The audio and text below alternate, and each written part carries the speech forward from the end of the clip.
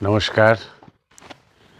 Welcome once again to all our viewers and subscribers to our 8th episode of Talks on Life.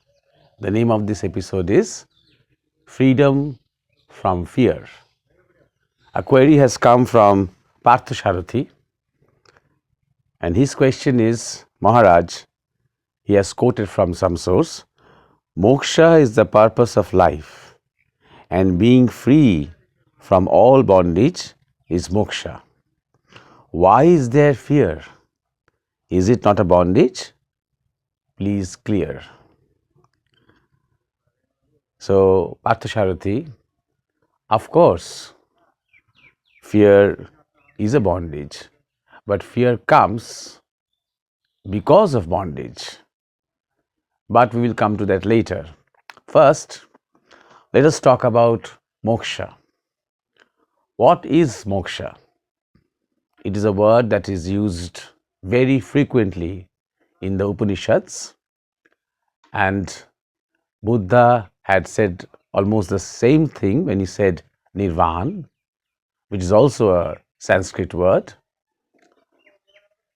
In English, we may roughly translate that to say salvation, or let's say emancipation, or we can use the word spiritual liberation.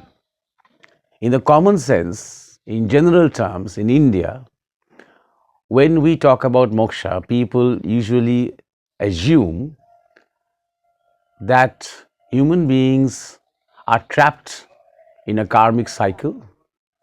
Whatever we do, we pay the consequences, we have more desires, and we have to come back again in a new body, a new life, death, life, death. This cycle continues endlessly. Moksha is, in general parlance, the freedom from that cycle, that you reside above this cycle and you are somewhere beyond. But there is a contradiction. Then it becomes a kind of a personal liberation while the rest of the world is still in bondage. So when somebody attains a personal liberation, what happens to that somebody? So there is a kind of an identity there, isn't it? Because according to the Bharatiya concept, there is one Paramatman, or existence is Paramatman. Let us not go into the nitty-gritties of 1, 2, 0 and all that. There is only existence, Paramatman, who manifests himself, that pure consciousness manifests itself through this universe, life forms, through matter, through energy, through everything that we see, through everything that is dynamic, that is changeable. So, there cannot be a one person who becomes liberated while the others are still in bondage, and we can call that moksha. We can't do that.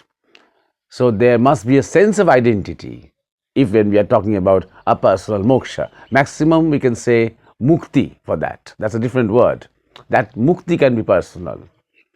So, in existential terms, moksha is total freedom, whether you have a body or not. It is total freedom, whether you have to be born again or not. There is no condition for this freedom. If I have a reaction to being born again, then I am not in a state of moksha. Then I am still not liberated, because I am resisting the karmic cycle or whatever I am scared of. People who say moksha, I have attained moksha, I will not be born again. If that he considers to be an achievement, then being born again seems to be a fact that scares him, that upsets him. So that cannot be moksha. So let's say what the Upanishads say, nirvasana. That means a state of pure desirelessness. That is the goal of our spiritual journey.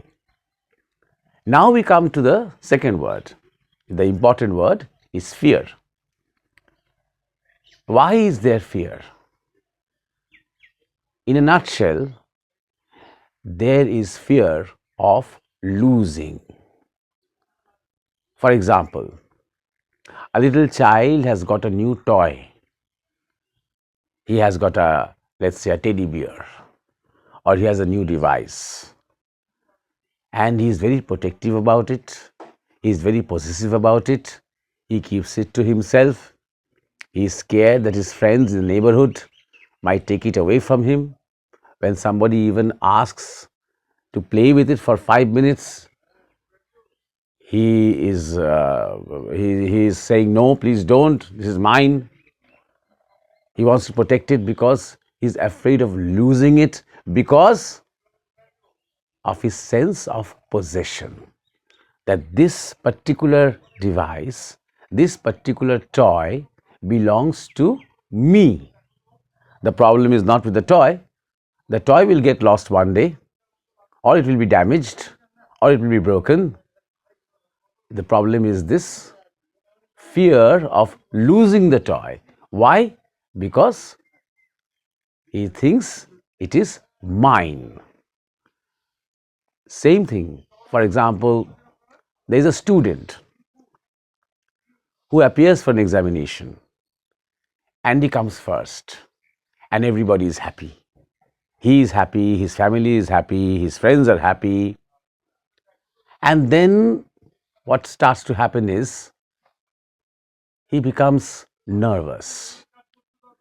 He starts getting this fear inside him. He's afraid of what? Of holding on to that position in the next examination. Now he cannot afford to come second or third. Now he has to keep it up. That is not only what he expects from himself, but it is the others who also expect from him. So he has to constantly be under pressure to perform even better because there is this expectation of the standards that he has set for himself. Because now he is becoming possessive about that position in class, the position number one. In the same way, in a relationship between lovers, they have just fallen in love or they are just having an affair, it's new, and both of them are, while they are excited, euphoric, longing for each other, at the same time they are scared of losing this relationship, losing the loved one, maybe to someone else, or maybe due to some misunderstanding, or maybe due to some pressure from family. So there is always this aspect of losing. You get a job and you are constantly under pressure. You are threatened that any moment you may lose the job. You get a salary, you make some savings, you put that in the bank. The moment you do that, at the back of your mind, you are scared that the bank may collapse one day and the money will disappear, or some hacker will break through into your account and the money will be gone. So all these fears are coming to you because of your concept of mine. I and mine. This is mine. Come to more basic fears. You are in good health and you see somebody suddenly falling ill and almost dying, or an old man struggling with death, and you know instinctively that the same thing can happen to you any moment. You cannot take life for granted. You know that. So you are scared.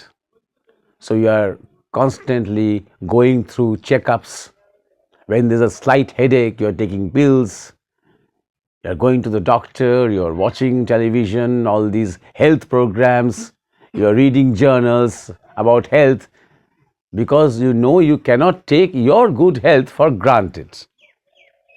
So, what are you afraid of? Losing good health.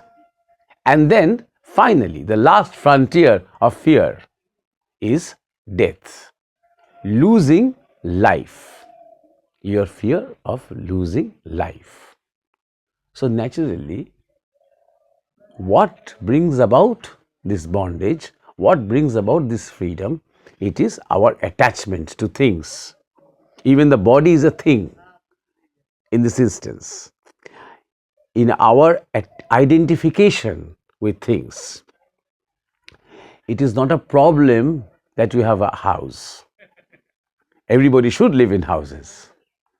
It is a problem, it becomes a problem when you think it is my house. And then the fear comes to you that I may lose this my house. So everything in life is there. For example, that little toy, little child had this little toy or the teddy bear.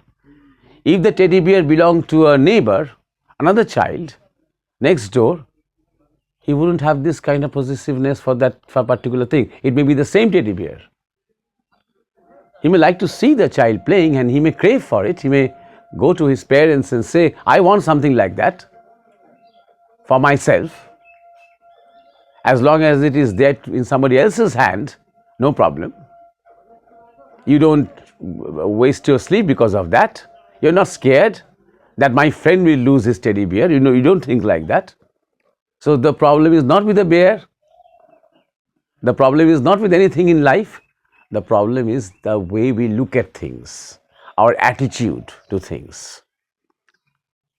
You see a beautiful flower just as you walk by a park and you enjoy the flower, but you're not scared of losing it because it is not yours. You are not telling yourself that it is yours. That's why you're enjoying, and you know very well that the flower won't be there tomorrow. It will fall off the tree. It will dry up. You know that very well. But if it had been your flower that somebody had gifted to you, or something that you have grown by yourself, or a plastic flower that you like very much, this sense of possession creates the fear of losing. So that is very important to remember, that moksha, one of the conditions of moksha is to overcome this fear. And you cannot do that suddenly. You cannot sort of overcome or win or conquer your fear today or tomorrow. The last fear, the fear of mortality, the fear of death, the fear of losing your body. Because whatever we say, that I love my mother, I love my friend, I love my job, I love my money, the most intimate thing that you love is your body, is the life that you have, is the fact that you are here. And being here is represented by the body that you have. You see? But it is very difficult for you to recognize the fact that this body has come to you for a brief period of time. And why has it come to you? So that you can evolve from a lower stage to a higher stage of consciousness. The body is not here for you just to indulge in life mindlessly. The body is here for you to evolve, to grow as a human being from one level of consciousness to a higher level of consciousness. It is not easy for us to recognize the fact that once the body is there, then one day the body won't be there. It will have sickness, it will decay, it will disintegrate, the body will die, it will be burned in a burning ground, or it will be put in a grave. So it is just a vehicle for you on your road on your journey towards your for your spiritual evolution, so that you can go further ahead. You can make that vertical climb upward in consciousness. So the body or your life is the most intimate relationship that you have. But before that, that's a very spiritual quest that we are talking about. But before that, see what you are afraid of. You see, fear is so predominant in our life. The last 2 years, we are seeing how fear has become the basis, the foundation of industries, of the great economic reset that is going on based on our fear. If we were not scared as a civilization, constantly scared of ill health, constantly scared of death, if we were not scared of these things, then these industrial nonsense would not have happened. So, fear and greed are the two things that every industry thrives on. So, you see, deal with your fear. But before going to this fear of death, see what else are you afraid of, because every fear is related to this primal fear of losing our life. We want to possess, we want to become immortal somehow. Somehow we want to keep a footprint on life. Even when we procreate, even when we have children, we have this fear of losing ourselves. That's why in our children, we dream or we conceive of an extension of ourselves. That he will continue or she will continue what I have started. And through generations, I will live through my offsprings and their children.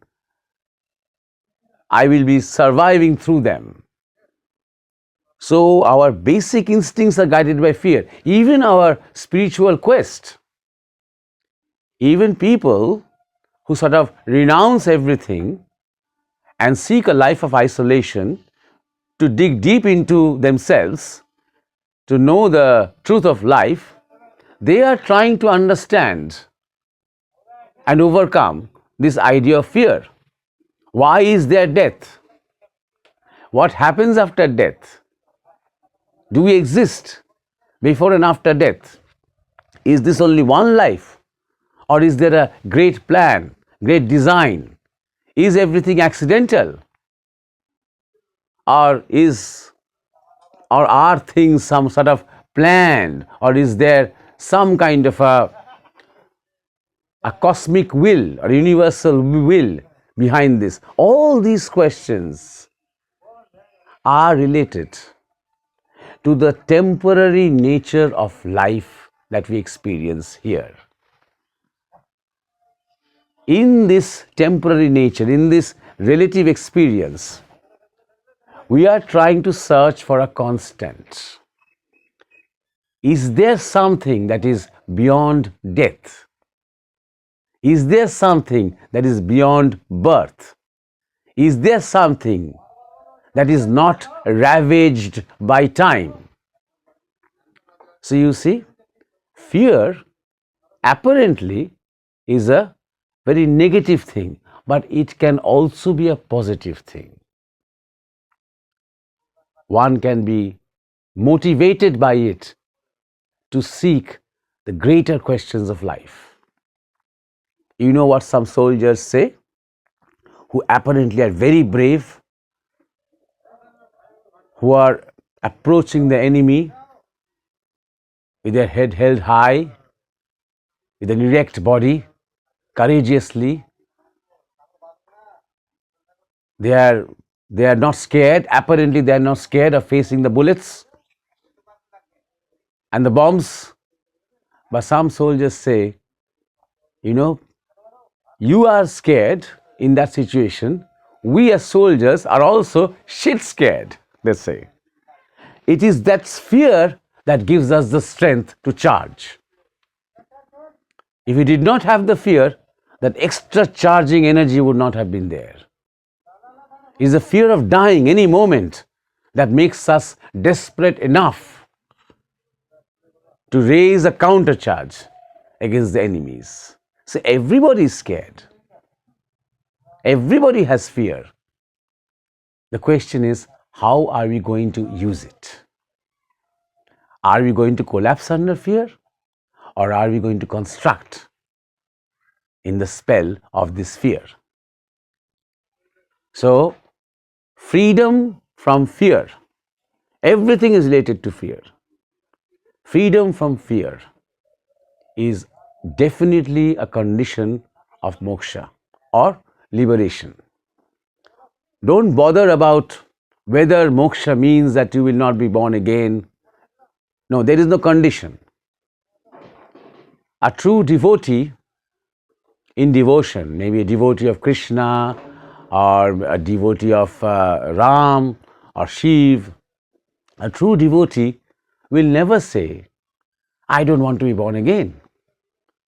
A true devotee will always say, I don't mind if I have to be born hundreds and thousands of times, but I do not want to forget you.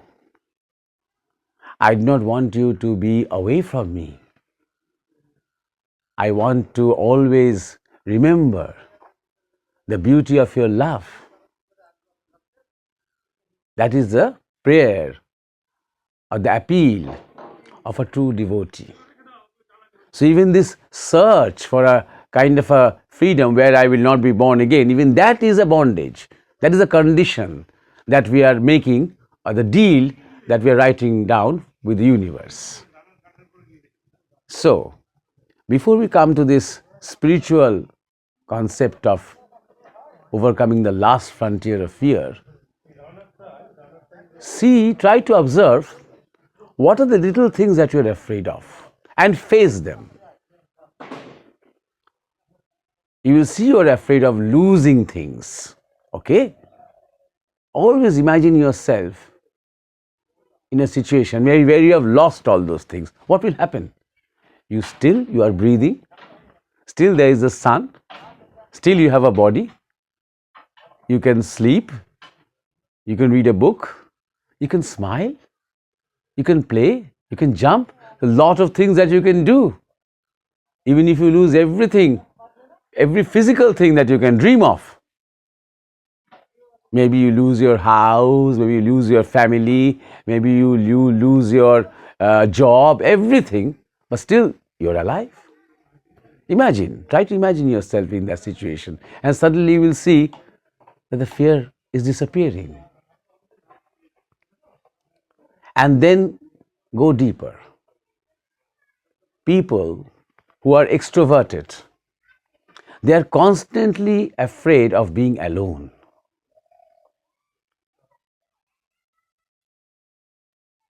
I think it is Osho who once said that when you are alone, if you get terribly bored, that means you are in very bad company. Actually, we are afraid of meeting ourselves. We are afraid of our mind, which throws up so many things. We are afraid of what we call these so-called bad thoughts, negative thoughts, perverted thoughts. Face them. Train yourself to stay with yourself without anybody. In the beginning, without anybody. Maybe some music, maybe some books, maybe the television. After that, switch these off one by one. Phone off, television off, books no, music no, only with yourself. See how it feels.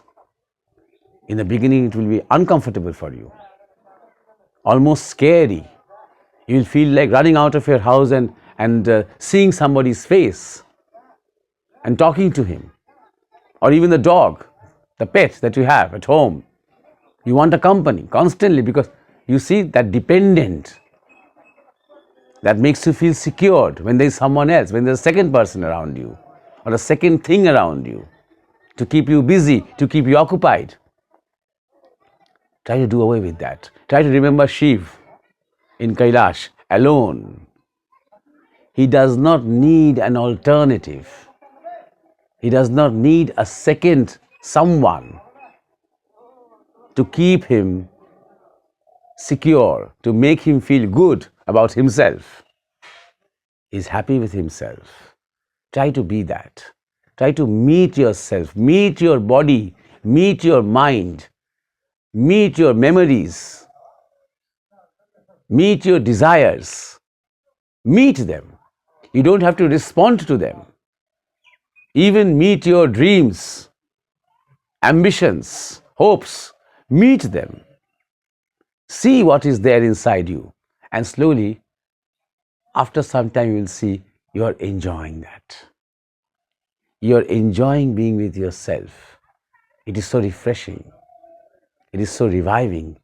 You are beginning to connect with a deeper self within you. And then go further. Slowly. Do away with things that are not necessary, that are excess, like past, future. The past is just a bundle of memories. We do not have any control over them. And the future is not in our hands. Let us not assume that we will be here 10 years from today. Let us not even assume that we will be here 10 minutes from now. Yes, we will be here, but let us not take it for granted. Let us assume that this is our last breath. That is what a serious seeker does. That this maybe is the last breath. So let's breathe it fully. Let's do it 100%. Let's do it with all our senses, all our attention, all our concentration, because this life, this moment is very precious. And then you will see that the fear of the future is disappearing. Why are we afraid of death? Because we don't know death. Because we don't know what happens after death. So how do we overcome death? By knowing what is death. How do we know death? In deep meditation, in deep discrimination, in deep devotion. Go deep within yourself and try to know the real essence of life. Deepen your level of concentration and go deep into your consciousness. It is not at all unnatural, even for serious seekers, to be scared when they approach this last frontier. Because when we talk about moksha, what are we talking about?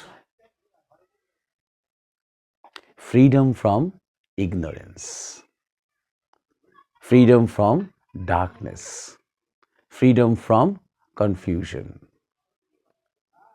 So, this death that we are facing in spiritual life is not only the death of a body, it is a death of an identity which is much deeper. When the physical death happens, the identity is still there. It's just you are changing from one dimension to another, from the physical to the subtle. And then you will go back from the subtle to the physical, which we call the next life. But in spirituality, on the frontier of samadhi, or this transcendental state, what happens is that we are approaching a kind of a no man's land, jumping off a cliff, so to say, where the identity is getting merged into an unlimited space, ever expansive. You can also call it nothing, as Buddhists do. You can also say everything. Whatever, the word is not important. The fact that you are losing yourself. Many people, many seekers get scared because the sense of I is slipping away from them. See? So what is the challenge then? What to do? People just come back from that state. They don't want, many people are even afraid to do meditation. Because the moment they sit, something they don't do, the moment they sit with themselves, the subconscious mind starts to open up and they become scared. So when you go deeper and deeper and deeper, there comes a time when your sense of I, when your existence seems to be slipping away.